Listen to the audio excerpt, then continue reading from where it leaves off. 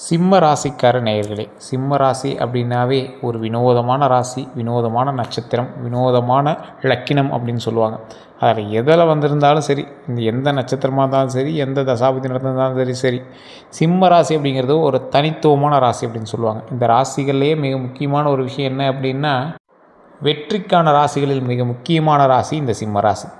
சிம்ம ராசிக்காரர்களுக்கு வரக்கூடிய 2026 ஒரு வகையில் உங்களுக்கு லாபமாக இருந்தாலும் ஒரு வகையில் கொஞ்சம் யோசித்து செயல்பட வேண்டிய விஷயந்தான். அந்த ஒரு வகை லாபம் அப்படிங்கிறது எதில் இருக்க போது, ரொம்ப நீங்கள் யோசித்து தான் செயல்படணும் சார், நீங்கள் வாழ்க்கையவே ரொம்ப பார்த்து தான் அப்படியே மூவ் பண்ணணும் அப்படிங்கிற மாதிரி விஷயங்கள்லாம் இருக்குது. அது எந்தெந்த விஷயத்தில் நீங்கள் கொஞ்சம் ஜாக்கிரதையாக இருக்கணும் அப்படிங்கிறது எல்லாமே தெளிவாக சொல்கிறேன்.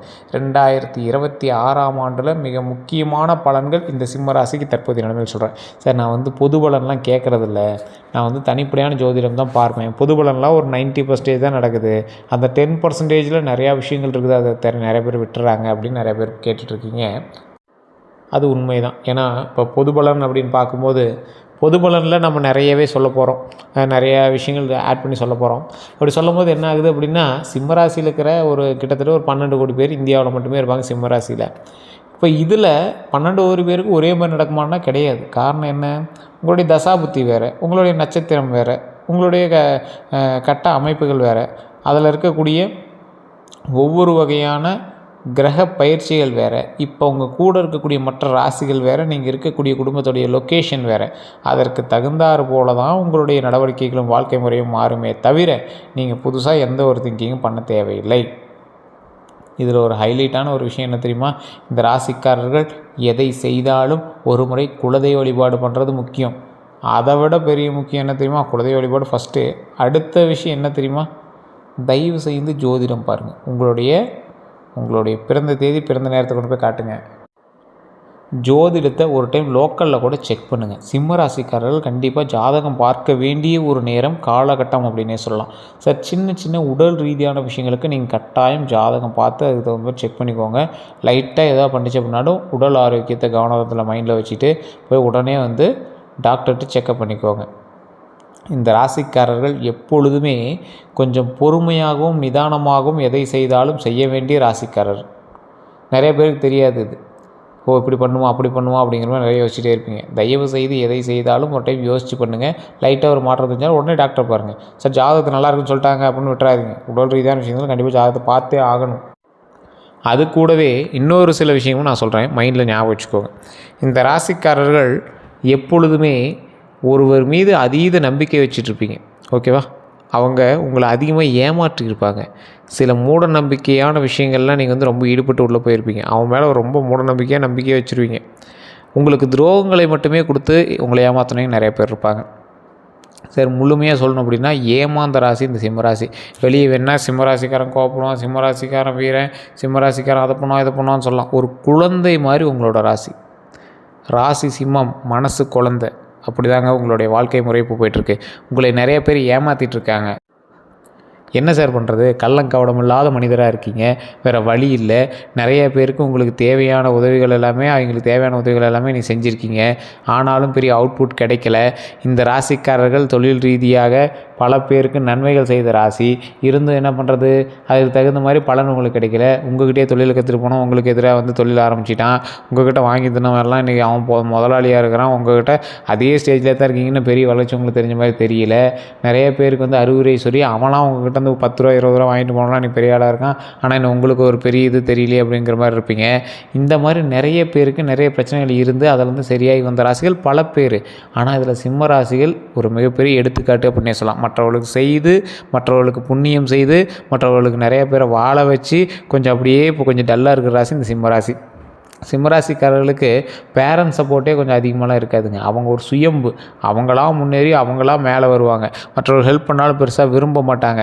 மற்றவர்களுடைய சப்போர்ட் ஒரு பேக்கப்பாக, பேக்ரவுண்டாக, சோர்ஸாக இருக்குமே தவிர மற்ற எல்லாமே இவங்களாம் உருவாக்குவாங்க. இவங்க பெரிய ஒரு லாபகரமான ஆள்.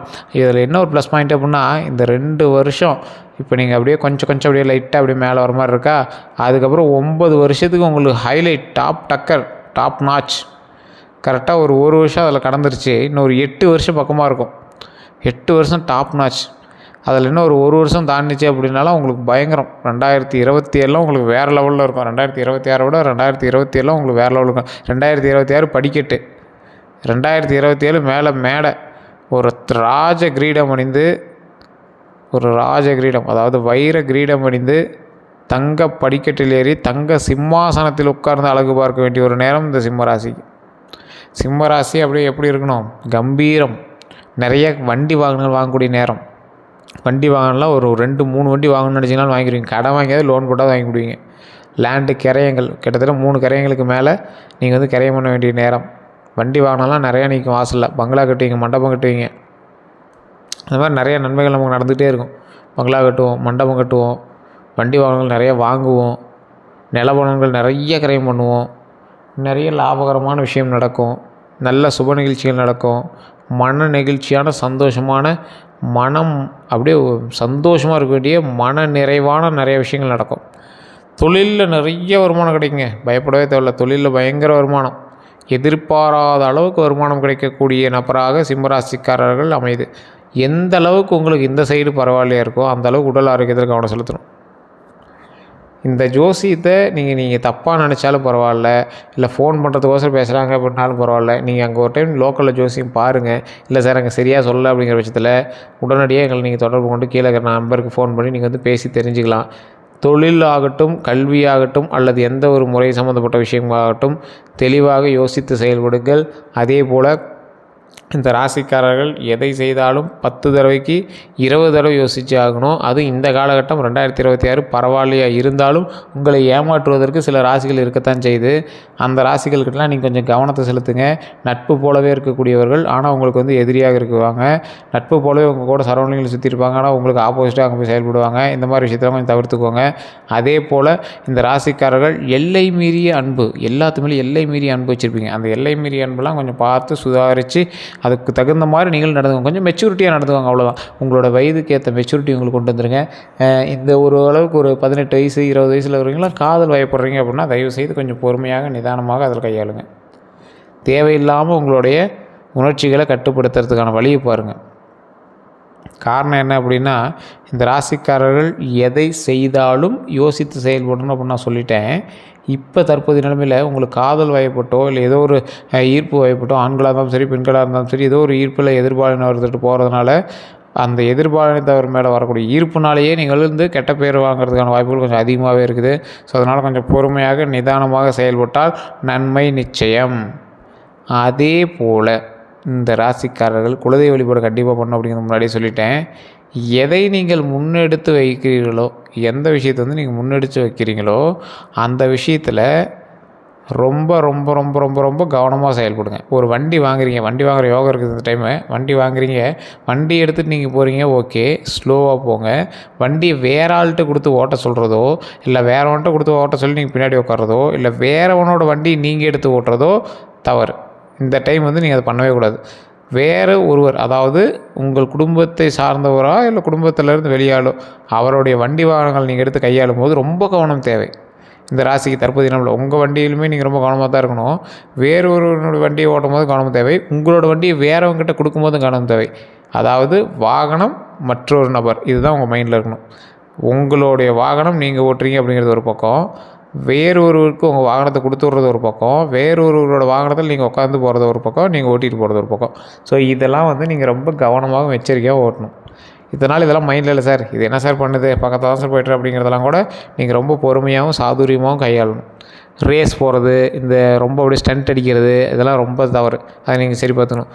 முக்கியமாக நீர் சம்மந்தப்பட்ட விஷயங்கள், பாத்ரூமில் வலிக்கு விழுவுறதோ இல்லை பாத்ரூமில் பார்த்துருக்கிறது, பாத்ரூமில் தண்ணி ஊற்றுறது எல்லாமே ரொம்ப ஜாக்கிரதையாக பண்ணணும். வலிக்குள்ளாத அளவுக்கு கொஞ்சம் நீட்டாக எல்லாம் க்ளீன் பண்ணி வச்சுக்கோங்க.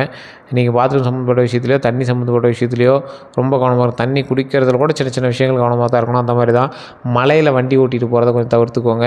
அதே மாதிரி சார் நடுவில் ஒரு ஏரி இருக்குது, நடுவில் அந்த பாலத்து வழியே வண்டி ஓட்டணும், அதனால் வந்துடும், அதெல்லாம் கூடவே கூடாது, தவிர்த்துக்கோங்க. மழை காலத்தில் வேகமாக ஃபோர்ஸாக தண்ணியில் போய் வலிக்கிட்டு விழுவுறது, ஸ்கேட்டிங் பண்ணுறதெல்லாம் விட்ருங்க. அதே போல் இந்த ராசிக்காரர்கள் கரண்ட்டு, இந்த தண்ணி, நெருப்பு, இந்த 3 விஷயத்தில் கொஞ்சம் கவனமாக இருங்க. கரண்ட் இருக்கிற இடத்துல தண்ணி ஊற்றி விளையாடுறதோ இல்லை ஏதோ ஒரு தண்ணி சம்மந்தப்பட்ட விஷயங்கள்னால மாட்டுறதுக்கான வாய்ப்புகள் அதிகம். ஸோ அதனால் கொஞ்சம் அந்த விஷயத்தில் கவனமாக இருங்க. தொழில் ரீதியாக கல்வி ரீதியாக எதை செய்தாலும் ஒரு முறை யோசித்து செயல்படுங்கள். தொழில் நல்ல முன்னேற்றம் இருக்குது, கல்வி நல்ல முன்னேற்றம் இருக்குது. ஆனால் கல்வி இடத்துல போனீங்க அப்படின்னா தேவையில்லாத மைண்டு சலசலப்புகள் உங்களுக்கு இருக்கிறதுக்கான வாய்ப்புகள் இருக்குது. ஸோ அந்த விஷயத்தில் மட்டும் கொஞ்சம் கவனத்தை செலுத்துங்க. அதனால் எந்த ஒரு பிரச்சனையும் இதுக்கு மேலே வராது. தற்போதைய நிலைமையில் நீங்கள் கொஞ்சம் கவனமாக இருந்தீங்க அப்படின்னா போதுமானதாக இருக்கும். இந்த ராசிக்காரர்களுக்கு வருங்காலம் சூப்பராக இருக்குது. 2026 டாப் நாச்சாக இருக்குது, சூப்பராக இருக்குது. உங்களுக்கு வேறு எந்த கருத்துக்களாக இருந்தாலும் கீழே கான்டாக்ட் டீட்டெயில்ஸ் ஜஸ்ட் கால் பண்ணி கேட்டு தெரிஞ்சுக்கோங்க. எல்லோருக்கும் நன்றி நண்பர்களே.